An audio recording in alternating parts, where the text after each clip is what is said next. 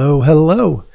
Welcome to Healthy Perspectives, a podcast that takes on current cultural and social issues through a clinical lens.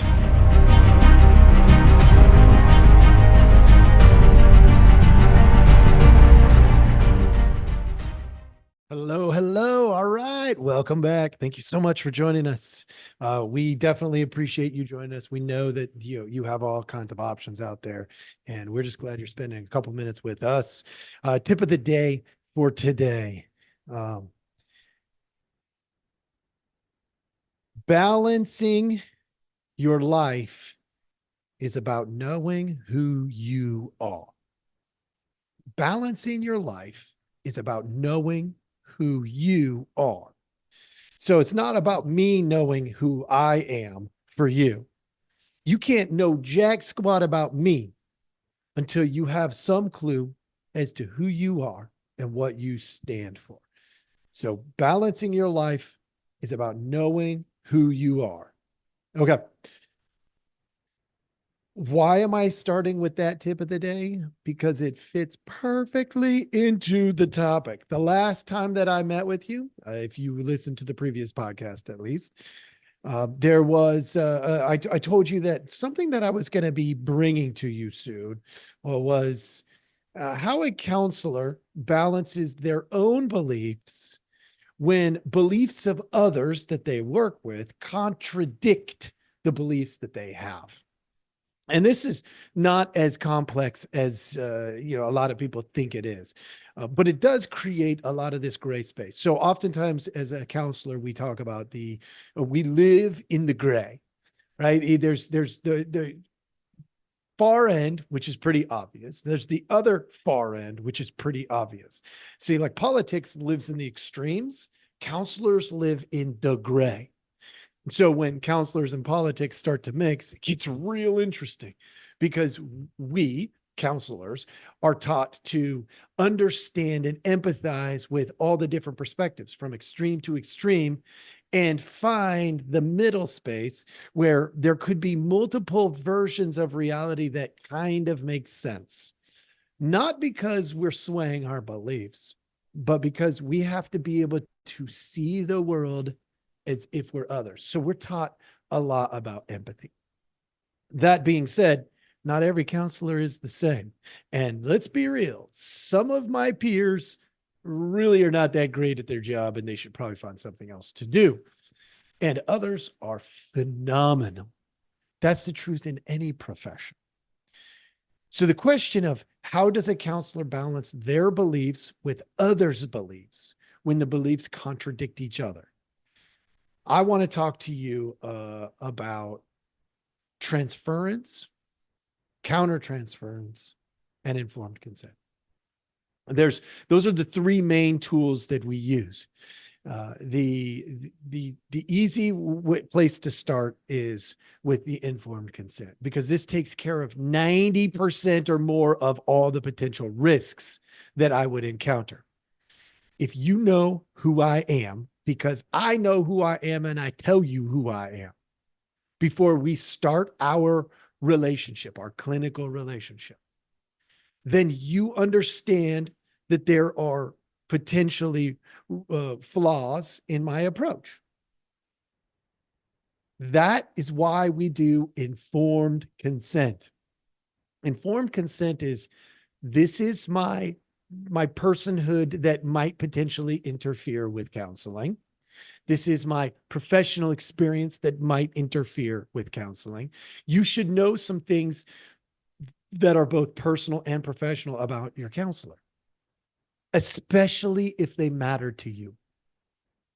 So for instance, if you are a big believer that gambling should be okay, let's say, and you go to your counselor and it's a sticking point for you. It's something that really matters to you. You should ask your counselor, what are your thoughts on gambling? Like, are you going to judge this part of my life? Just point blank, ask the question.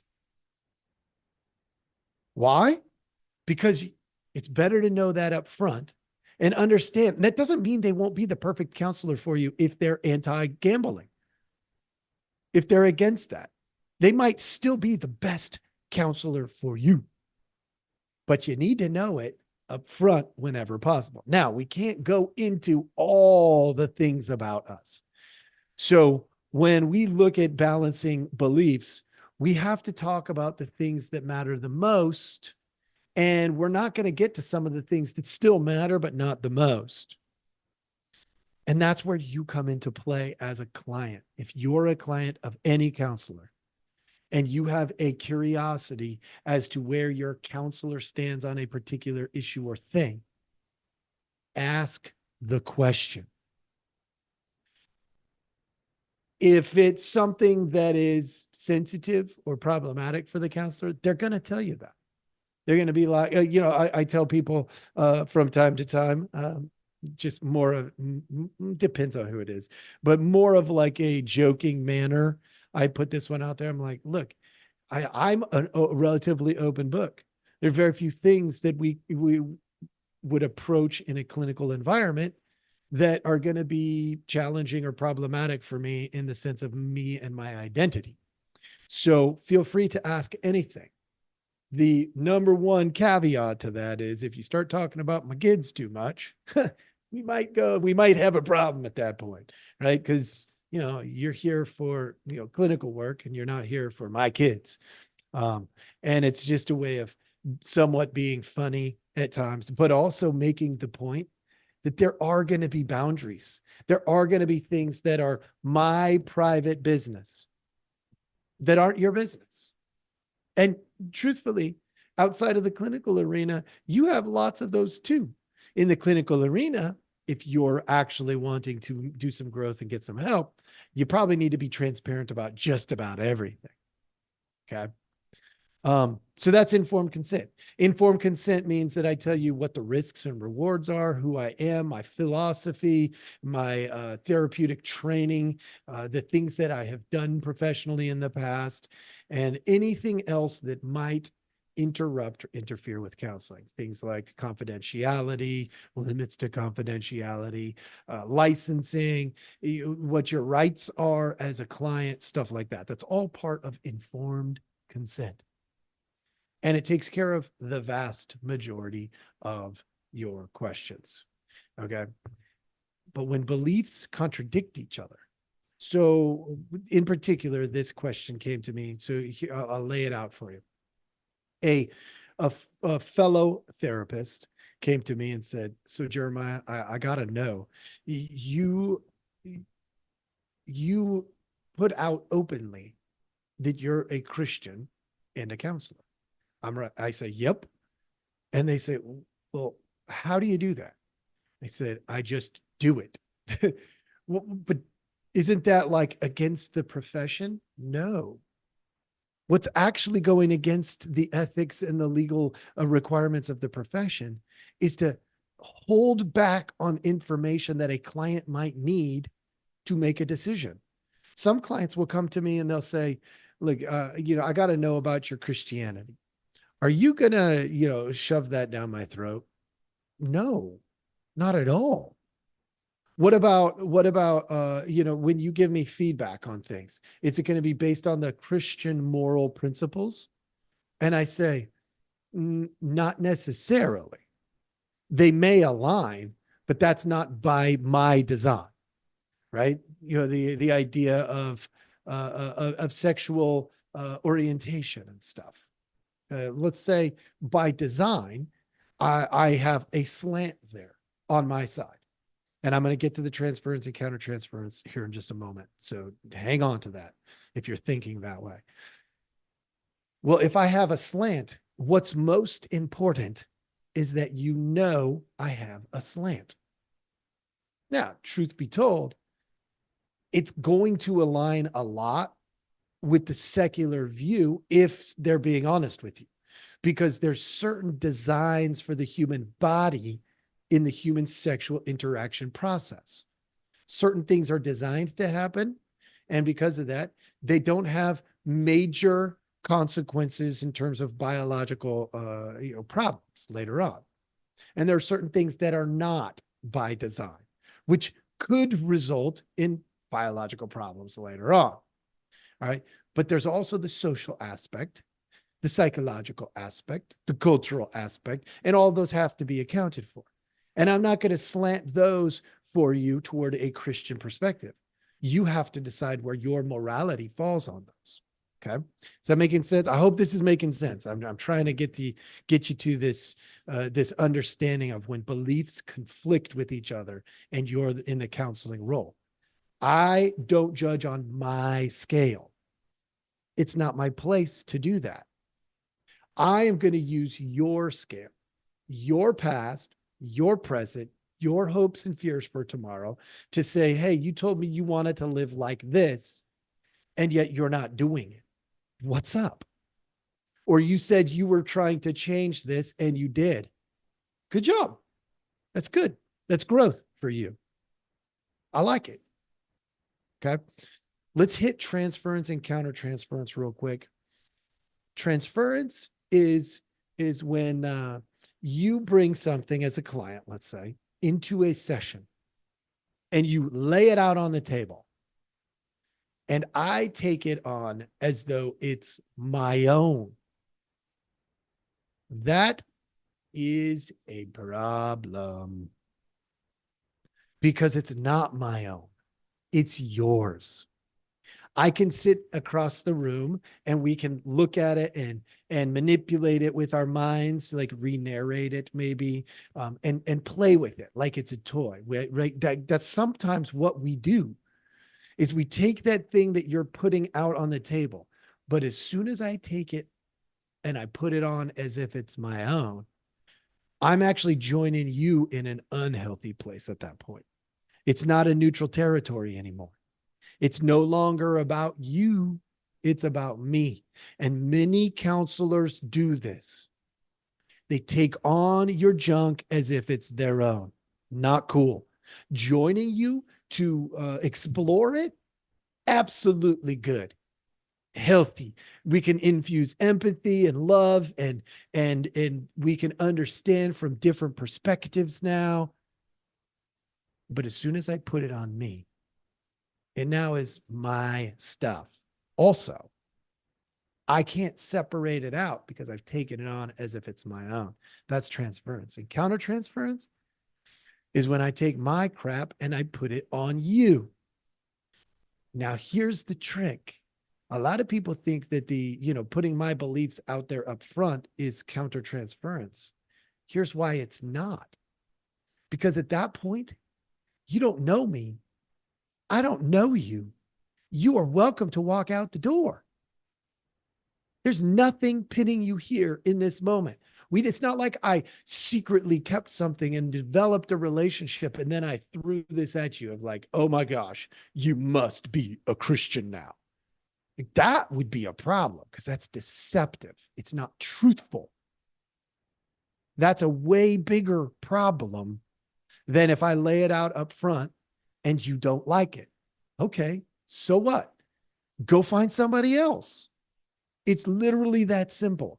Because that's what the informed consent process does. It prevents the risk of at least most of the risk of countertransference. That's me putting my crap on you and saying, you got to wear this. That's also why every client that I have, if you've been a client of mine at any point, you've heard me say this. For me, I don't make I don't live your life. I make recommendations for your life. And if they don't fit, don't do them. I'm not telling you how you have to live. I make recommendations based on how well I know who you are right now, who you were in the past, and who you want to be in the future. And by doing that, I'm able to stay in that neutral territory, exploring the things that you need to explore without losing who I am, what my belief sets are. I know that this might be kind of tough conceptually to understand. I'm hoping you've caught this, and I hope more than anything that this helps you. somehow, some way, because you're encountering transference, countertransference, and deceit all the time.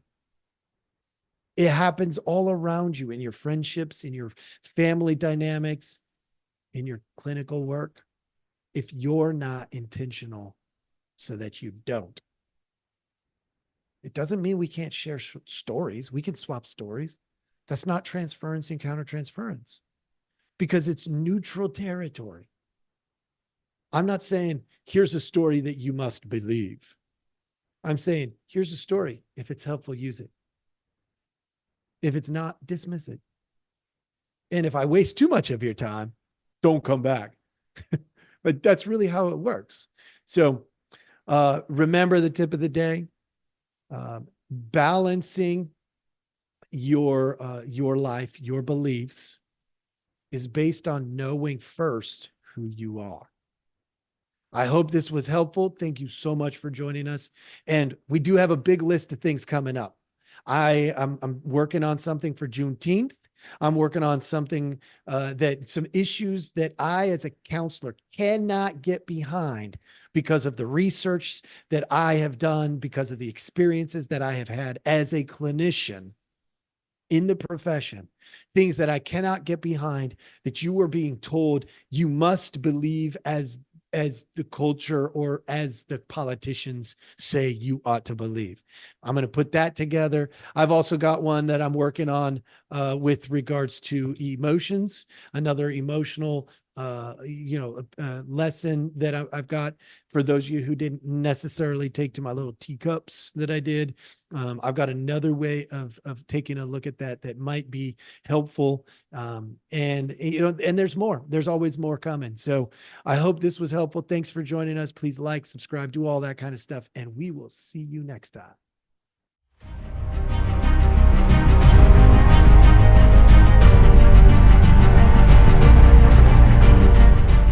Hey, everybody. Thanks for listening. We appreciate our audience a lot, so we give you some simple ways to track us down. Please like, subscribe, and follow all the podcasts on different platforms, but you can also email us at healthyperspectives@protonmail.com, or you can check out our website at healthy-perspectives.com/podcast. It's a backward slash. So if you want to go to our landing page, if you go to healthy-perspectives.com, you'll still find us. You just got to click on the podcast button. Thank you so much.